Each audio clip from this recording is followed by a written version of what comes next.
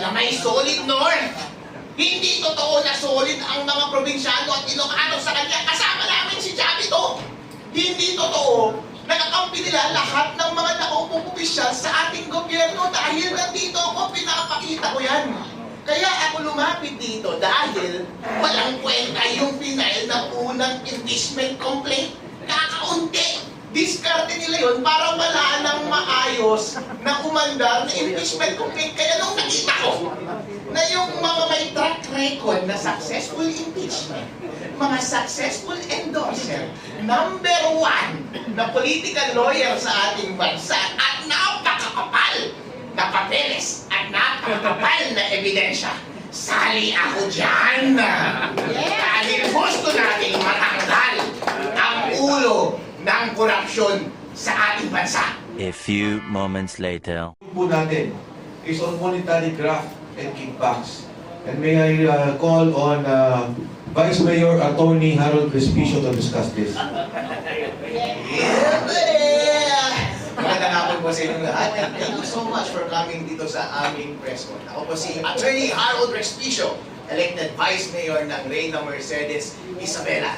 Ako po ay nagre-representa ng lahat ng Pilipino, lahat ng probinsyano, lahat ng Ilocano, lahat ng Tagaluzon, at lahat ng mga kumukontrang elective official laban sa administrasyon na ito. Dahil hindi totoo ang sinasabi nila na may solid north. Hindi totoo na solid ang mga probinsyano at Ilocano sa kanya. Kasama namin si Chavito.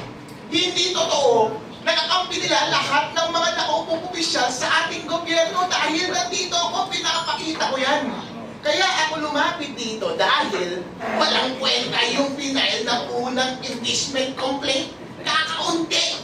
Diskarte nila yun para wala nang maayos na umandar na impeachment complaint. Kaya nung nakita ko na yung mga may track record na successful impeachment, mga successful endorser, number one na political lawyer sa ating bansa at napakakapal na papeles at napakakapal na ebidensya, sali ako dyan! Dahil gusto natin matanggal ang ulo ng korupsyon sa ating bansa.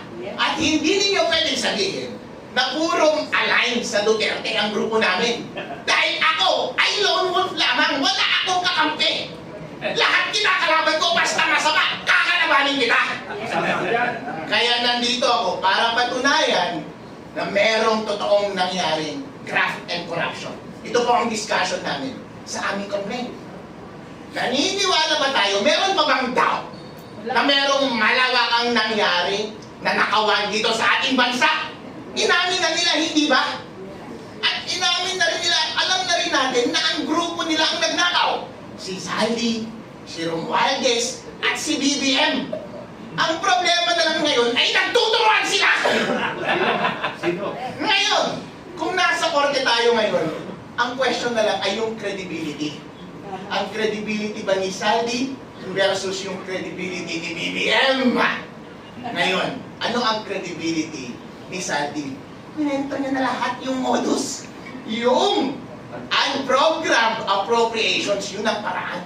Ang pagnanakaw sa budget ng PhilHealth.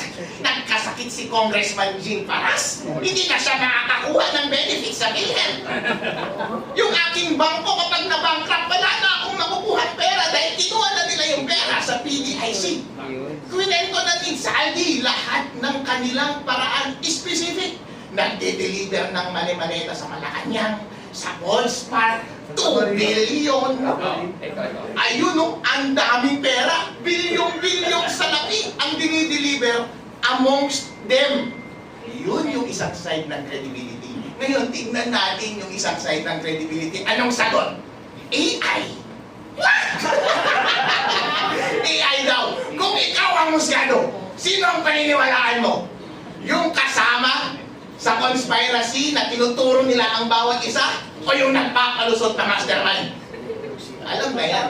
Kapag ikaw ang musgado, convicted yan. Kaya ang tanong lamang, ang simpleng question lamang, on the ground of graft and corruption, dito sa aming impeachment complaint, maniniwala ka ba kay Sandy? Kapag naniniwala ka kay Sandy at hindi ka naniniwala sa palusot ni BBM, impeach dapat si BBM dahil ground for impeachment ang graft and corruption. Magdagdag lang ako, hindi lang graft and corruption.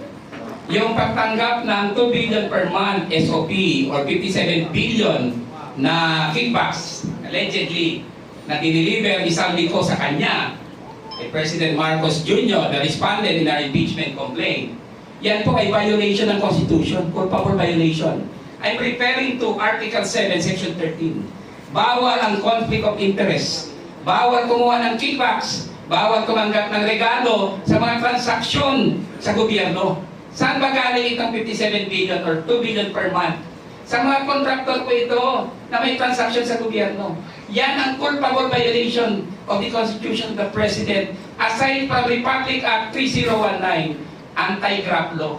Dalawa po ang kanyang violation dito sa kickback scheme or SOP na sinabi ni Saldi Co. Yung bribery ay kasama na sa graft and corruption, kasama na rin siya dito sa Article 7, Section 13 of the Constitution. Just a short alam mo, si Sandy, personal friend ko. At sinabi na talaga yung mga sinasabi niya tungkol kay Marcos. No? In fact, he told me na makatanggalin na siya sa Appropriations Committee dahil hindi siya nakadeliver sa amount na napagkalaki na hinihingi nila Marcos Jr. at pamilya niya. So, in other words, mga kababayan, Saldi ko, sinasabi nila, hindi, hearsay lang yan kasi wala naman siyang under oath doon sa kanya. Hindi po totoo yan, may jurisprudence na po tayo na yung galing sa Facebook is admissible in evidence.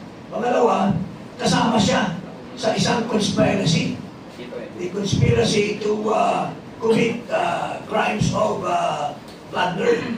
So, kapag paniwala ka na papaniwala ang sinasabi ni Saldi ko.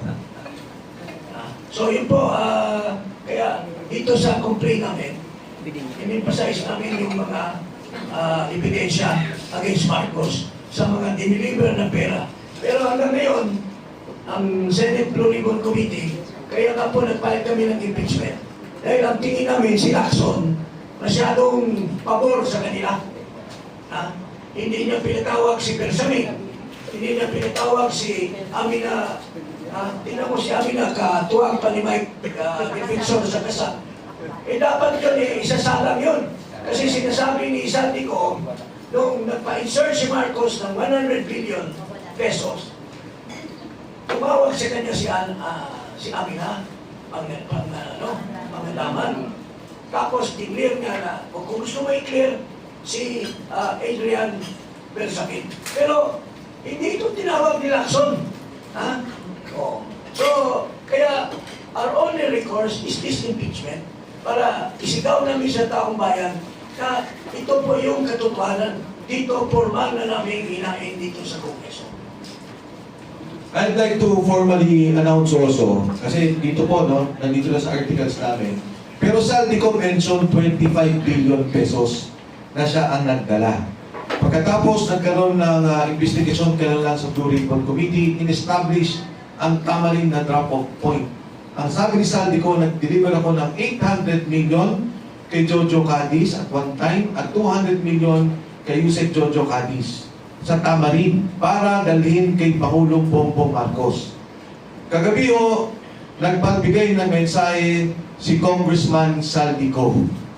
Ang sabi ni Congressman Saldico, kung papayagan ako doon sa i-file ninyong impeachment to become a state witness, kahit na sa Zoom, kasi ginagawa naman po natin yan under suspended rules, ay tatayo siya na witness dito sa grupo na nag-file ng impeachment case. So, salamat po. Ngayon, dadalhin ko naman yung topic on the economic sabotage. So, yung